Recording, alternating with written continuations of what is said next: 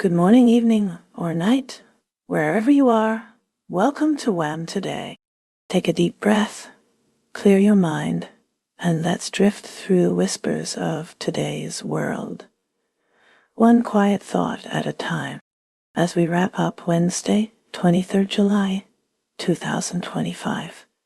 Let's see what stories are unfolding around us. Israel is facing intense international scrutiny as the humanitarian crisis in Gaza deepens. Aid groups are warning of mass starvation due to restricted food shipments and the ongoing blockade. The World Health Organization chief has declared that Gaza is suffering from man-made mass starvation. Over 100 NGOs, including Save the Children and Doctors Without Borders, are demanding an immediate ceasefire and the opening of all land crossings.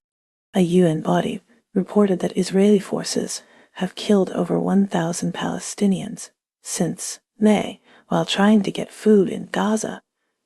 The Israeli parliament approved a symbolic motion on West Bank annexation. Steve Witkoff, a Trump envoy, will meet with Israeli Minister of Strategic Affairs Ron Dermer and a Qatari envoy in Rome to discuss Gaza. Meanwhile, in West Jerusalem, a confrontation erupted between ultra-Orthodox Jewish men and Israeli police over conscription order arrests. The United Kingdom's response to the Gaza crisis is under fire, with MPs expressing anger and demanding stronger action. David Lammy's condemnation of Israel's actions was met with demands for tangible measures to aid starving civilians. France saw pro-Palestinian activists protesting the Gaza war during the Tour de France. They called for a ban on the Israeli team as the peloton passed through Dulafit. In the United States, Columbia University will pay a $200 million settlement over 3 years, plus $21 million to resolve alleged civil rights violations against Jewish employees.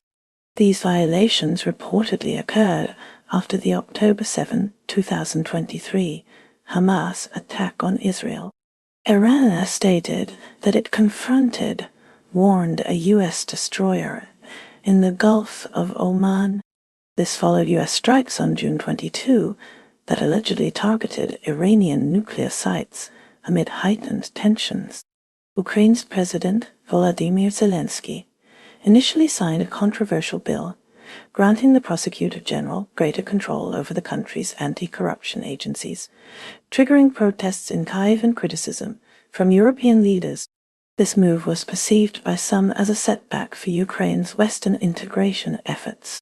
Zelenskyy defended his actions by citing delays in corruption cases, but he later pledged to introduce a new bill to restore agency independence following public outcry. Simultaneously, Ukrainian and Russian delegations concluded negotiations in Istanbul in under an hour, agreeing to another prisoner exchange. Ukraine has also proposed a four-way meeting between Zelenskyy, Putin, Trump, and Erdogan this summer. Turning to the United Kingdom, car and van manufacturing experienced a 12% decline in the first half of the year, reaching its lowest level since 1953, excluding the COVID pandemic period. The Society of Motor Manufacturers and Traders, SMMT, attributed this decline to global industry challenges, including tariffs enacted by former President Donald Trump. In cultural news, the Dutterhouse Hill Long Cairn, a 5,000-year-old Neolithic monument in the Yorkshire Dales, has been granted scheduled monument status to protect it from walkers removing stones. Economically, the UK and India are expected to finalize a £4 80 billion trade deal after 3.5 years of negotiations, potentially providing a post-Brexit economic boost by opening up trade for goods like cars, whiskey, clothing, and food products. Foreign Secretary David Lammy joined in global condemnation of Israel's actions in Gaza, calling the killing of innocent civilians grotesque, while dozens of former UK diplomats urged Keir Starmer to recognize a Palestinian state. Archbishop of York Stephen Cottrell condemned the depraved dehumanization of people in Gaza, calling Israel's actions a grave sin. In the arts, the National Ballet of Japan made its UK debut at the London Royal Opera House, filling the vacancy after Russia's Bolshoi Ballet was cancelled. The situation in Gaza, Israel, continues to draw global condemnation. UK Secretary David Lammy described the killing of innocent civilians as grotesque, and dozens of former UK diplomats urged Keir Starmer to recognize a Palestinian state. Archbishop of York Stephen Cottrell condemned the dehumanization of people in Gaza, calling Israel's actions a grave sin and a stain on the conscience of the international community. Shifting focus to the United States and Russia, despite former President Trump's threats of harsh economic penalties on Moscow should it fail to agree to a deal by early September, the two sides made little progress toward a ceasefire. Finally, tensions ranging from trade to the war in Ukraine cast a shadow over a downsized summit between Xi Jinping and EU chiefs in the European Union, China. India is poised to finalize a free trade agreement with the UK in London on July 24th, after negotiations wrapped up on May 6th. At the UN, India has urged a ceasefire in Gaza, with its permanent representative stressing that temporary pauses are inadequate for the scale of human suffering. Tourist visas are now available to Chinese citizens for the first time in 5 years, indicating a potential thaw in relations. The Indian Army has received its first 3 AS-64 Apache attack helicopters, bolstering its defense capabilities against Pakistan and China. Domestically, India aims to eliminate the Naxal insurgency by March 2026, even as Chhattisgarh villagers grieve the loss of life from related violence. Mental health advocates are calling for more support on college campuses due to a concerning rise in student suicides, with about 13,000 deaths yearly. Parliament is stalled by protests over Bihar voter rolls, and an Indigo flight suffered an engine fire during takeoff. A man was arrested for operating a bogus embassy near Delhi, posing as an ambassador and scamming individuals with false promises of jobs abroad. A separate fake embassy representing West Arctica was also discovered. Families in the UK received the incorrect remains of Air India flight 171 crash victims because of errors in DNA testing in London. The Indian government insists the bodies were treated properly. A Human Rights Watch report claims hundreds of Bengali-speaking Muslims in India have been unlawfully deported to Bangladesh. China asserts that its dam on the upper Brahmaputra river will not harm India and Bangladesh. A Chinese Foreign Ministry spokesperson says China shares hydrological data to assist with flood prevention and disaster relief. Russia's diminishing grip on its neighboring countries presents an opening for the United States and its European allies to exert influence. Despite existing sanctions, covert shipments of Chinese engines, cleverly disguised as cooling units, have allowed the Russian weapons manufacturer EMZ Kupol to ramp up its production of attack drones, which are now actively deployed in Ukraine. Furthermore, Russia engaged in peace talks with Ukraine in Istanbul, where Turkish Foreign Minister Hakan Fidan delivered the opening address. A notable increase in visitors has been observed at Lenin's tomb in Moscow. Manzui, China's main border crossing with Russia, shows a substantial flow of goods, highlighting the increasingly tight relationship between the two nations and creating challenges for China's relations with Europe.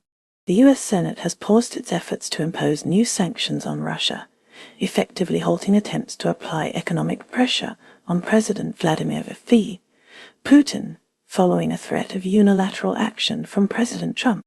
Ukraine engaged in peace talks with Russia in Istanbul, with mediation from the U.S. Though the two sides remain distant on key issues, some progress has been achieved on humanitarian matters. Ukrainian security services, in collaboration with French police, apprehended the suspected administrator of a Russian-language cybercrime platform. Additionally, covert shipments of Chinese engines, disguised as cooling units, have enabled Russian weapons maker IMZ Kupol to increase attack drone production, despite US and EU sanctions, with these drones being used against Ukraine. The United States, together with its European allies, finds an opportunity to weaken Moscow's influence in its near abroad. In domestic affairs, U.S. President Donald Trump accused former President Barack Obama of, and quote, treason, end quote, falsely alleging Obama led an effort to link him to Russia during the 2016 election. The Senate's push for new sanctions against Russia has been paused, effectively freezing efforts to apply economic pressure on President Vladimir Putin after President Trump threatened to act unilaterally. The U.S. also served as a mediator in peace talks between Russia and Ukraine in Istanbul. China's main border crossing with Russia, Manzhouli, highlights the increasing trade between the two countries, creating complications in China's relationship with Europe. Furthermore, covert shipments of Chinese engines, disguised as cooling units, have enabled Russian weapons maker EMZ Kupol to increase attack drone production, despite US and EU sanctions, with these drones being used in Ukraine. Turkey served as the location for peace talks between Russia and Ukraine in Istanbul, with Turkish Foreign Minister Hakan Fidan delivering opening remarks. Turkey also played host to US-mediated discussions between Russia and Ukraine. China is actively pressing the European Union to remove tariffs on electric vehicles and improve market access for its products. As European Union officials meet with Chinese leaders in Beijing, discussions are centered on China's backing of Russia and existing trade tension. European firms at the summit are pushing for a renewed dedication to open and fair trade, pushing leaders to settle political disputes, create a level playing field, tackle trade imbalances, and guarantee equal treatment for international businesses. Turning to Iran, the Deputy Foreign Minister has issued a warning that Iran could potentially abandon the nuclear treaty should Europe decide to reimpose sanctions. This caution comes before planned nuclear discussions between Iran and European representatives in Istanbul. France's President Emmanuel Macron and his wife, Brigitte Macron, have launched a defamation lawsuit in the U.S. against Candace Owens, a right-wing influencer and podcaster, for her claim that Brigitte Macron was born male, seeking unspecified damages. Turning to the United Kingdom, the government is cracking down on migrant trafficking networks. These measures aim to reduce illegal immigration and address public concerns surrounding the increase in small boat crossings of the English Channel. Experts, however, remain skeptical about the long-term effectiveness of these policies. Meanwhile, in the United States, the government plans to incinerate U.S.-funded contraceptives meant for distribution in developing countries. The U.S. has rejected offers from the UN and family planning groups to purchase or redirect these supplies. South Korea is grappling with the aftermath of a Jeju air crash investigation, where accusations of pilot error have ignited controversy and anger among the deceased pilots' families and colleagues who claim authorities are unfairly placing blame. In the wake of severe flooding, President Lee Jae-myung has mandated strict repercussions for negligent public officials. In a separate legal matter, the Gwangju High Court has extended the prison sentence to 15 years for a woman found guilty of drugging and strangling her adult daughter on February 12, 2023, motivated by a financial debt. The Philippines is also contending with the impact of severe floods, with the president criticizing government officials for prioritizing celebrations and political promotion over effective disaster response. Malaysia is currently seeing its civil servants cautioned against involvement in the Turun Anwar protest. This marks the first large-scale demonstration directly challenging Prime Minister Anwar Ibrahim's leadership. In a separate incident on a flight traveling from Kuala Lumpur to Chengdu. A disagreement erupted among 5 Chinese passengers regarding noise levels, leading to intervention by airport authorities. 3 individuals were subsequently arrested, and 2 others received fines as a result of the disturbance. Turning our attention to the United States, insurance claims originating from the devastating Eden wildfire threatened to exhaust a state fund established to safeguard customers from utility-related fire incidents. The wildfire, which is suspected to have been triggered by equipment belonging to Southern California Edison, tragically resulted in 17 deaths and caused the destruction of more than 9,000 buildings and other structures. Turkey is grappling with the aftermath of a deadly wildfire near Eskişehir, where at least 10 forest workers and rescuers perished. Agriculture Minister Ibrahim Yumakli cited high temperatures and strong winds as major factors. The blaze necessitated village evacuations. Adding to regional complexities, Syria's interim government formally requested defense support from Turkey. In a technological development, Google DeepMind's AI has pinpointed a likely time frame for inscriptions on Ankara's Monumentum Ancyrinum, specifically the Temple of Augustus and Rome. Norway is grappling with a significant breach as a U.S. embassy guard in Oslo faces espionage charges for allegedly collaborating with Russia and Iran. He is accused of divulging sensitive details about U.S. embassy personnel, posing a direct threat to Norway's security. Indonesia is grappling with environmental and legal challenges as authorities apprehended 44 individuals suspected of igniting forest and peatland fires, exacerbating hazardous haze conditions. Simultaneously, the sentencing of former Trade Minister Thomas Trikazi Lembong to 4 years imprisonment for alleged mismanagement of sugar import permits between 2015 and 2015 has triggered significant debate. The court also imposed a fine on Lembong. His ties to an opposition figure have fueled speculation regarding the political underpinnings of the case.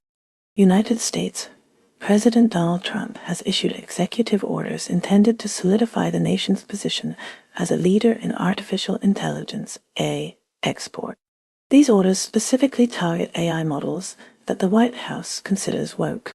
Furthermore, Trump committed to expediting the construction of data centers by easing environmental regulations.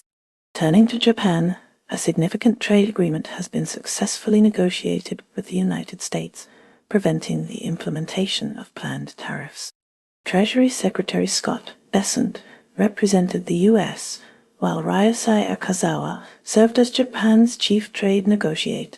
Brazil is strategically deepening its economic ties with key partners while navigating complex diplomatic challenges.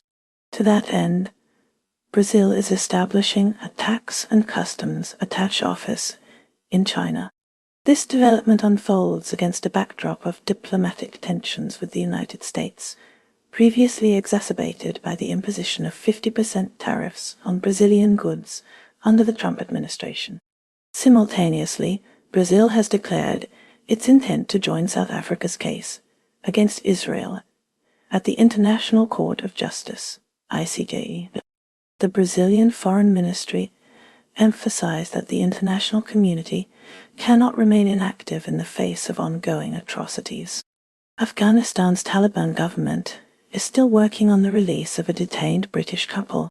Concurrently, Afghan girls are increasingly seeking religious education due to limitations on formal schooling. Economically, many Afghans struggle to survive, including Nahide, who sells water to mourners. The Taliban insists that the detained British couple's rights are not being violated. Germany is currently seeking guarantees from the United States. These guarantees pertain to the swift replenishment of Patriot missile systems. This request is particularly relevant if Germany and other European NATO nations deploy these systems to Ukraine. The German defense minister stressed the need for these assurances. They are critical to preserving NATO's overall defense readiness. The United States recently negotiated the release of several Americans detained overseas. Dahoud Hamid Artitz, convicted of murder in court documents, was among those freed.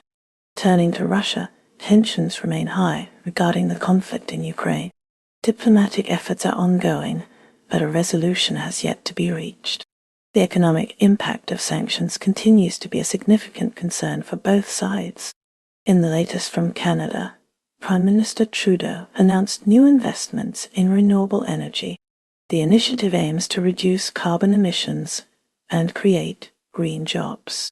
It's part of Canada's broader commitment to environmental sustainability.